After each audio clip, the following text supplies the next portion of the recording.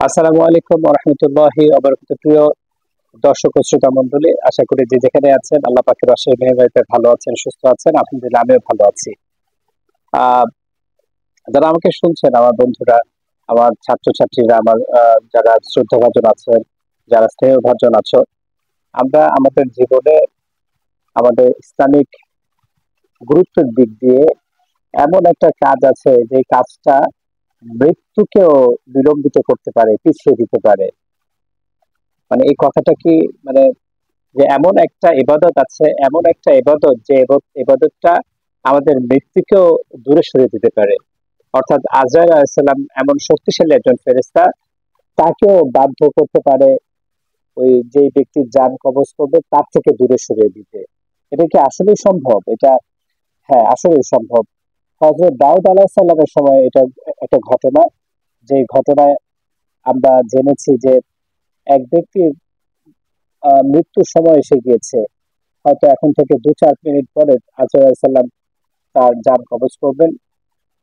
দাউদ আলাইহিস সালামের ওই মাহফিলে, ওই আলোচনা অনুষ্ঠানে ওই ব্যক্তি উপস্থিত ছিলেন।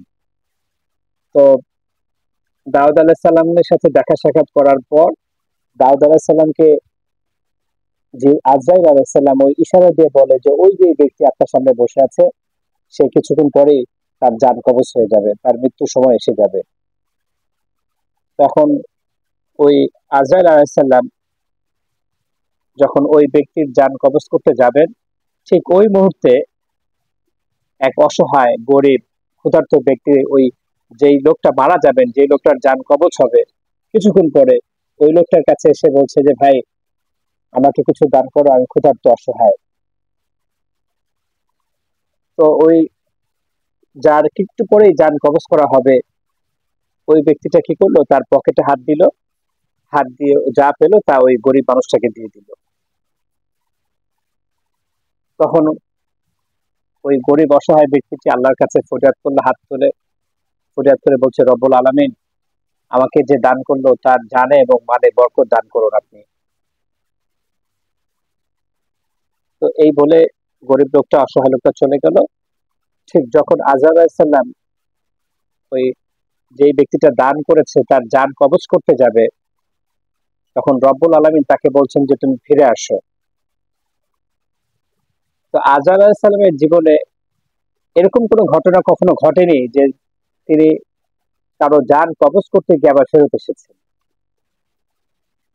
তখন রব্বুল আলামিনকে আজরাইল আলাইহিস সালাম প্রশ্ন করলেন, রব্বুল আলামিন, এরকম তো কখনো ঘটেনি যে আমি কারো জান কবজ করতে গিয়েছি অথচ ওই অবস্থা থেকে আপনি আমাকে ফিরিয়ে নিয়ে এসেছেন। বলে, তুমি কি দেখোনি, তুমি যখন জান কবজ করতে গিয়েছিলে তার আগের ঘটনাটা? বলে, হ্যাঁ আমি তো দেখেছি। বলে, কি ঘটেছিল? বলে, এক অসহায় লোক, ওই যে লোকটা জান কবজ হবে সেই লোকটার কাছে আসলো এবং বললো যে আমাকে কিছু সাহায্য করো, আমি গরিব অসহায়। তখন ওই ব্যক্তিটা তার পকেট থেকে দান টাকা পয়সা বের করে দিয়ে দিল। তখন ওই গরিব মানুষটা দোয়া করলো যে আল্লাহ, আমাকে যে দান করেছে তার জানে এবং মালে বরকত দান করো।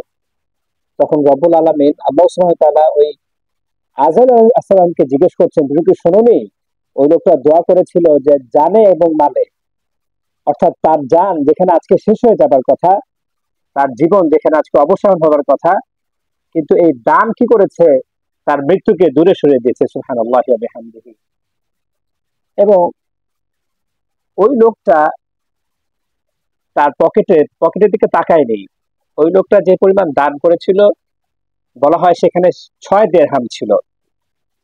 তো আল্লাহ সুবহানাহু ওয়া তাআলা তার ওই 6 দিরহামের পরিবর্তে 60 বছর, যখন তিনি মারা যাবার কথা সেই সময় থেকে আরো 60 বছর তার হায়াত বাড়িয়ে দিয়েছেন। সুবহানাল্লাহি ওয়া বিহামদিহি।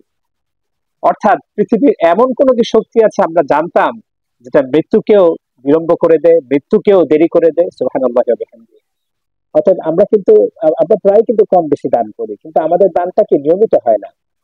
বাংলাদেশে অনেকগুলো প্রতিষ্ঠান আছে, আসন্দ ফাউন্ডেশন থেকে শুরু করে, এই যে করোনার মধ্যে একটা একটা প্রতিষ্ঠান, যারা কিন্তু আত্মীয় স্বজন, বাবা মা কিন্তু ওই লাশের কাছে যায়নি করোনা আক্রান্ত, কিন্তু ওরাও কিন্তু এই মানুষগুলোর লাশ নিয়ে দাফন করেছে। আমার ঠিক প্রতিষ্ঠানটার নামটা মনে নেই। হ্যাঁ, আসন্না ফাউন্ডেশন আছে, এরকম বিভিন্ন অনেক ধরনের ইসলামিক প্রতিষ্ঠান আছে যারা নিঃস্বার্থভাবে অর্থ, শ্রম, মেধা দিয়ে এরকম কষ্ট করে। আমরা কিন্তু কি করতে পারি, আমরা বিভিন্ন বিকাশ, নগদ, ওই অ্যাপস এর ভিতরে ডোনেশনের একটা জায়গা আছে। ওই ডোনেশনের ভিতরে গিয়ে কিন্তু আমরা নিয়মিত দান করতে পারি। হ্যাঁ, অর্থাৎ আমি কিন্তু দান করতে ইচ্ছা আছে, কিন্তু আমি হয়তো সুযোগ পাইনি, ভুলে গেছি। কিন্তু আমরা যদি ওই অ্যাপস এর মধ্যে গিয়ে নিয়মিত দান করি, আমরা নিয়মিত 2 টাকা, 5 টাকা, 10 টাকা, মানে আপনার মোবাইল থেকে অটোমেটিকলি কেটে দিবে যদি আপনি ওই ওই অ্যাপসে গিয়ে ওই ফাংশনটা চালু করে দেন। ফর এক্সাম্পল আমি ফর এক্সাম্পল কথা কথা বলছি, আমি আহ, কোনো একটা প্রতিষ্ঠানকে দান করব, ওখানে একটা ওইটার মধ্যে গিয়ে তথ্য ফিল আপ করে আমি 10 টাকা প্রতিদিন দান লিখে দিয়েছি। এখন আমার ওই অ্যাপস থেকে আমাদের প্রতিদিন 10 টাকা দান কেটে নিয়ে যায়। হলো কি, মানে আমার এই যে তাহলে আমার যে চেষ্টাটা, এটা কিন্তু আমি চাই যে নিয়মিত দিব, কিন্তু ব্যস্ততা অথবা গরিব মানুষ চোখে মজবুত পড়ে না, অথবা তাড়াহুড়ো থাকে, আমরা কিন্তু দান করতে পারি না। কিন্তু এরকম যখন নিয়মিত অ্যাপস এর মাধ্যমে অটোমেটিকলি কেটে নেবে, তখন কিন্তু আমাদের দানটা নিয়মিত হবে। এবং এই দান, আমরা এই ঘটনা থেকে কি শিখলাম, আমরা দাউদ আলাহিস সালামের ঘটনা থেকে শিখলাম, যে ব্যক্তির মৃত্যু এখন সুনিশ্চিত, আল্লাহ সুবহানাহু ওয়া তাআলা মেহেরবানি করে দান করেছে ওই লোকটা, এবং আল্লাহ সুবহানাহু ওয়া তাআলা মেহেরবানি করে তার 60 বছর হায়াতে বরকত দিয়ে দিয়েছেন। সুবহানাল্লাহি ওয়া বিহামদিহি। অর্থাৎ আমরা কিন্তু সবাই দান করি কম বেশি। আমরা যারা এরকম দান করি, আমরা কি করব, আমরা এই বিভিন্ন অ্যাপসের মাধ্যমে অনেকগুলো আসন্না ফাউন্ডেশন বাংলাদেশের বিশাল একটা ফাউন্ডেশন, যারা কি করছে, যারা বিশাল কাজ করছে। এরকম মার্কাজুল কি যেন একটা নাম, যারা লাশ দাফন করতো, আমার মনে নেই। এরকম অনেকগুলো প্রতিষ্ঠান আছে। হ্যাঁ, অনেকগুলো প্রতিষ্ঠান আছে যারা, যাদের হিসাব নিকাশ স্বচ্ছতা আছে, নিয়মিত তারা তাদের হিসাব নিকাশের তথ্যগুলো আপডেট করে সাধারণ জনগণ জানতে পারে। আমরা কিন্তু ওইগুলোতে 5 টাকা, 10 টাকাও কিন্তু দান করতে পারি। তাহলে হবে কি যে আমি ভুলে গেলেও আমার অটোমেটিকলি ওই অ্যাপস এর মাধ্যমে কিন্তু টাকাটা কেটে নিয়ে যাবে। আর আল্লাহ সুবহানাহু ওয়া তাআলা তো আমাদের, আল্লাহ এবং আল্লাহ রাসূল সাল্লাল্লাহু আলাইহি সাল্লাম কিন্তু নিয়মিত দান করার একটা গুরুত্ব বলেছেন। যে আর এবং আল্লাহ সুবহানাহু ওয়া তাআলা এবং আল্লাহ রাসূল যে কোনো ইবাদত নিয়মিত করার প্রতি অনেক বেশি গুরুত্ব দিয়েছেন। অতএব আমরা যেন সবাই এভাবে নিয়মিত কম বেশি দান করতে পারি। এছাড়া আমরা তো জানি আমরা দানের কত রকম ফজিলত আছে। দান আল্লাহ সুবহানাহু ওয়া তাআলা রাগকে কমিয়ে দেয়। দান বিপদ আপদ বালা মুসিবত দূর করে দেয়। হ্যাঁ, এবং রিজিকে বরকত নিয়ে আসে, তাই না? মানে দানের চেয়ে শক্তিশালী কি হতে পারে? আমি জাস্ট আর কয়েকটা আলোচনা করে আমার আজকের এই আলোচনাটা শেষ করব। যখন আল্লাহ সুবহানাহু ওয়া তাআলা রব্বুল আলামিন যখন সারা পৃথিবীটা সৃষ্টি করলেন, তখন পৃথিবীটা কাঁপছিল। তখন রব্বুল আলামিন পাহাড় গেঁথে দিলেন, তখন পৃথিবীটা কাঁপা বন্ধ হয়ে গেল। এই পাহাড় কেটে দিলেন যখন, তখন দেখলেন যে পৃথিবীটা একেবারে স্থির হয়ে গেল। তখন ফেরেশতারা জিজ্ঞেস করলেন, রব্বুল আলামিন, এই পাহাড়ের চেয়ে কোনো কিছু শক্তিশালী আছে? তখন রব্বুল আলামিন বলছে, হ্যাঁ আছে, লোহা। এই লোহা পাহাড়কেও কেটে ফেলতে পারে। তারপর ফেরেশতারা আবার জিজ্ঞেস করলো, রব্বুল আলামিন, এই পাহাড়ের চেয়ে কিছু শক্তিশালী আছে? তখন রব্বুল আলামিন বললেন যে আগুন। আগুন সবকিছুকে ভস্ম করে দিতে পারে।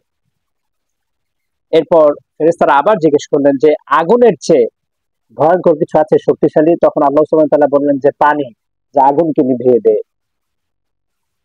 এবং তারপরে ফেরেশতারা আবার জিজ্ঞেস করলেন, রব্বুল আলামিন, এই পানির চেয়ে কি কোনো কিছু শক্তিশালী আছে? তখন বলছে বাতাস, যে বাতাস পানিকে জলোচ্ছ্বাস, ঘূর্ণিঝড়, যে কোনো কিছুকে রূপান্তর করতে পারে। তখন ফেরেশতারা আবার জিজ্ঞেস করছেন, রব্বুল আলামিন, এই বাতাসের চেয়ে কি শক্তিশালী কিছু আছে? তখন আল্লাহ সুবহানাহু ওয়া তাআলা বলছেন যে হ্যাঁ আছে, সেটা হচ্ছে দান এবং সদকা। সুবহানাল্লাহ, দান অথবা সদকা একই কথা। অতএব আমরা প্রত্যেকে আমাদের জীবনে নিয়মিত দান করব। আমাদের আল্লাহ সুবহানাহু ওয়া তাআলা দয়া করে আমাদের বিপদ আপদ বালা মুসিবত দূর করে দিবেন এবং আমাদের রিজিকে বরকত দিবেন। হ্যাঁ, আমরা যত বেশি দান করব তত বেশি আমাদের হাত ভরে যাবে ইনশাআল্লাহ, তাই না? অতএব যে যেখানে আছি, আল্লাহ সুবহানাহু ওয়া তাআলা আমাদের প্রত্যেককে এই দানের বিষয়ে নিয়মিত আমল করার নেক তৌফিক দান করুন।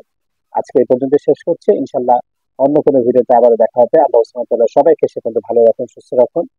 ধন্যবাদ সবাইকে। আল্লাহ হাফেজ। আসসালামু আলাইকুম।